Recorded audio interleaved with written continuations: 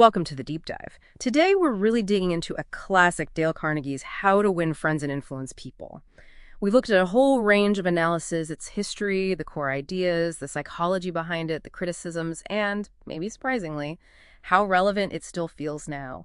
Our goal: figure out why this book from, 1936, became such a massive global hit, over 30 million copies sold, and more importantly, what it still offers you.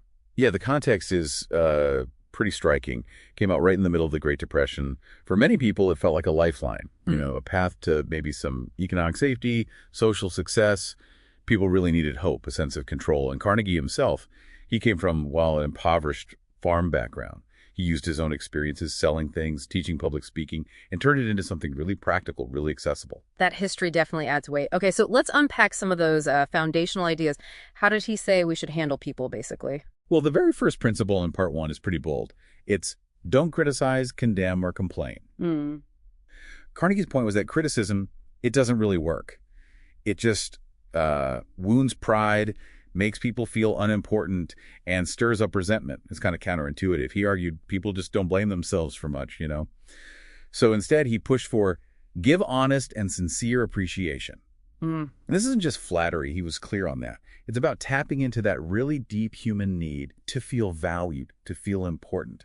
Something psychologists like Maslow later talked about a lot. That's quite a shift, isn't it? Focusing on value instead of fault-finding. So moving beyond just not criticizing, what about actively, building rapport, making people actually like you? Right. This is where it gets really practical. Things like become genuinely interested in other people. Simple, but hard. Or just smile. Another famous one, remember that a person's name is to that person the sweetest and most important sound in any language. Oh, the name thing. That resonates. You feel instantly dismissed when someone forgets it 5 seconds after meeting you. Exactly. But if someone uses your name naturally, remembers it later, that builds connection fast. The common thread in all his advice really is this consistent shift, moving the focus off yourself and onto the other person. By truly listening, understanding where they're coming from, you can kind of frame things so it aligns with their interests. The idea feels like it's theirs. Okay, that makes sense. But I have to ask, doesn't some of this sound a little bit, manipulative? That's a common criticism, right? That it's about subtle techniques or just being a people pleaser. That's a fair question, and it comes up a lot.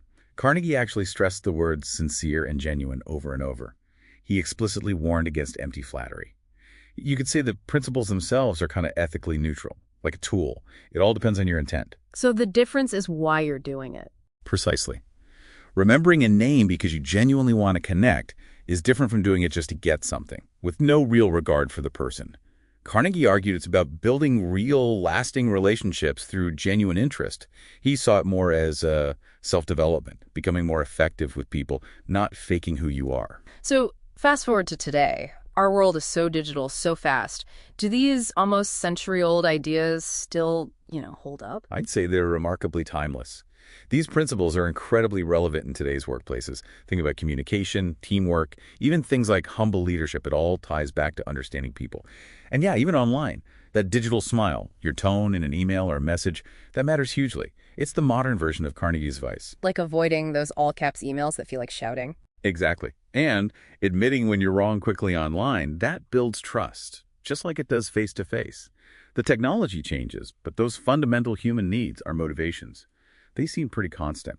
What's interesting, too, is how newer communication ideas, like assertiveness training or nonviolent communication, NVC, they don't really replace Carnegie. They sort of complement his work.